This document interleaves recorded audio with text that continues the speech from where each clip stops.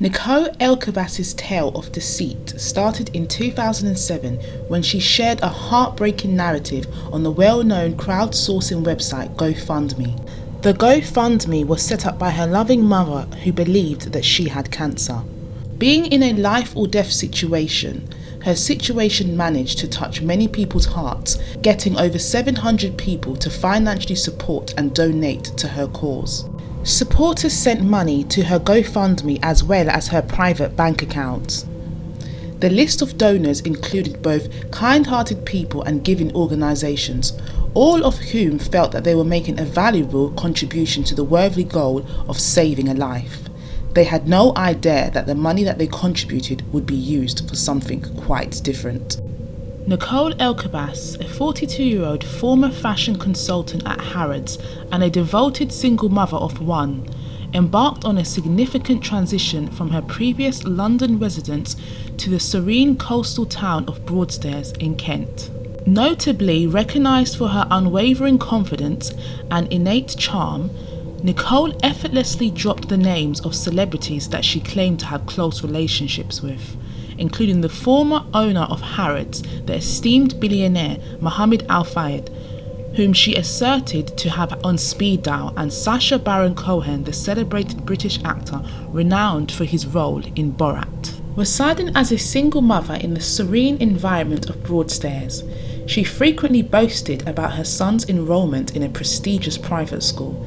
Her insinuations implied that her son exhibited exceptional mathematical aptitude, potentially securing a scholarship. In short order, Nicole established connections within the parenting community, with her most prominent friendship forming with Joe Malan, who described her as funny and vivacious. Nicole Elkabas described herself as a businesswoman to acquaintances in order to gain their trust, and would often promote her business ventures to the wealthy people she surrounded herself with.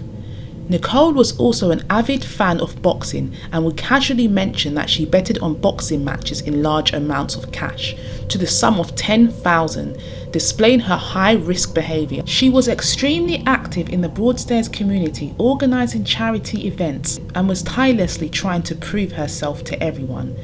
Outside of her businesses, she also claimed to be a comedian, doing impressions and accents.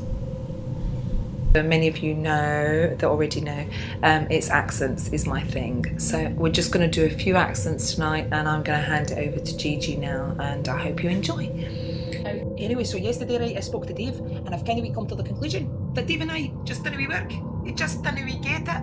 I can go round and round and round in circles, and they just didn't understand me. So we've come to the end of the road, and I've told him there's nothing I can do now. I'm sorry, there is nothing I can do. Jamaican. You see this man called Trevor, right? He asked me yesterday, right, why can't go for something to eat. I said, listen, I can't go for anything to eat. Yeah, I just want some serious home cooking. So I know when I come take me round and round and everything. And I want to find something. She booked out the Ramsgate Comedy Club, headlining a comedy show, and strategically mentioned celebrities who were allegedly going to grace the event. To everyone's surprise, none of these celebrities were in attendance. As she solidified her presence in the community, Nicole embarked on a pivotal endeavour, a charity boxing event aimed at benefiting elderly men, a cause that tugged at the heartstrings of the community. Nicole, exquisitely attired and radiating elegance, crafted a promotional video that delved into her background and the noble cause behind the event. Her presentation left a lasting impression.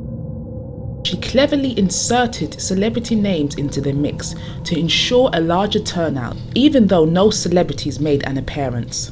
Astonishingly, despite the absence of any famous figures, people remained unwavering in their belief in Nicole, having been blinded by 6 years of intricate lies and deception, the epitome of a long con.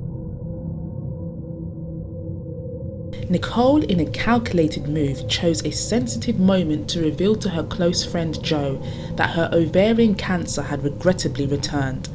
This revelation was made with exceptional finesse during a funeral, an emotionally charged event following the loss of their mutual friend to cancer. During this pivotal moment, they hatched a plan together to gather funds for Nicole's costly medical diagnosis and treatment. Nicole's mother initiated a GoFundMe campaign on her daughter's behalf, setting an ambiguous target of $45,000 in 2018.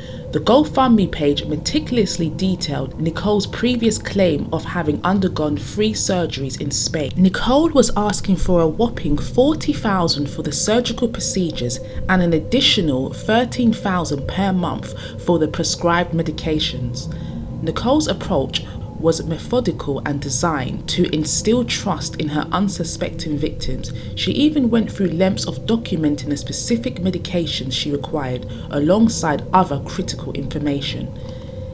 In April 2018, she had announced that she had undergone surgery in Spain and was commencing chemotherapy, regularly updating her supporters through GoFundMe. She maintained a fighter's attitude throughout, a trait eerily similar to the cancer scammers who have operated in a similar fashion. Over time, Nicole's GoFundMe campaign continued to amass a staggering amount of donations, creeping ever closer to the ambitious $45,000 goal. Throughout this period, Nicole remarkably retained an impeccable facade, her appearance radiating health, complete with a full head of hair and a glowing complexion. A Dr. Ross, who had previously treated Nicole, came across the GoFundMe page featuring a photograph of her appearing gravely ill in a hospital bed at the supposed Spanish clinic.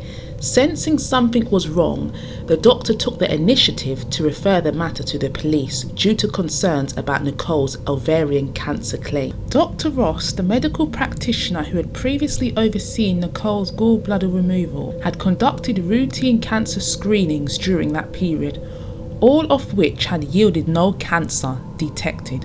As the police scrutinised Nicole's claims, they stumbled upon a glaring inconsistency in her intricate deception. A seemingly insignificant detail in a photograph from the alleged Spanish hospital drew their attention. An unmistakable UK plug socket. Detectives proceeded to the hospital in question, discovering that the room featured in the photograph perfectly matched the image, erasing any doubt of the authenticity of her claims. With their case steadily building, authorities took immediate action. Nicole's GoFundMe page was promptly taken down, as she found herself under arrest, all unfolding in the presence of her unsuspecting mother, who was oblivious to her daughter's elaborate scam. Upon being brought in for questioning, Nicole employed her charm with astonishing effectiveness, persuading the officers to a degree that left them momentarily believing her version of events. However, the weight of undeniable facts ultimately exposed the extent of her calculated deceit, laying bare her identity as a con artist, a master of deception through and through. After being released on bail, the truth slowly emerged. News outlets caught wind of the scam, and a barrage of articles surfaced, prompting Nicole's friends to confront her on Facebook. Joel, Nicole's closest confidant, posted a query, pressing her to admit whether she had indeed been to Spain.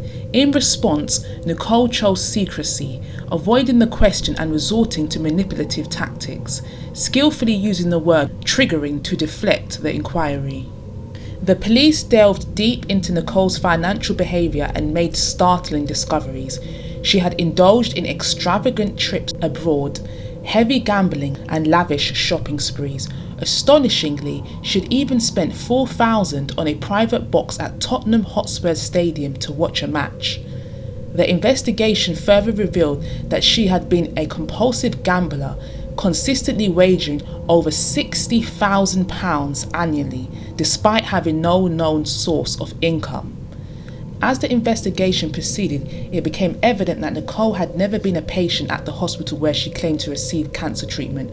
Moreover, the doctor she referred to as Dr. Suarez when she went for the cancer treatment in Spain did not even exist. According to the authorities, Nicole's actions showcased the characteristic of a true psychopath, as she displayed no remorse for her deceitful behaviour. In November 2020, at Canterbury Crown Court, Nicole pleaded not guilty to fraud. Judge Weeks, in his judgment, admonished her for her cunning and manipulative deception, emphasizing how she had created detailed and at times graphic accounts of her supposed medical treatment to continue extracting money from those she had ensnared in her web of lies.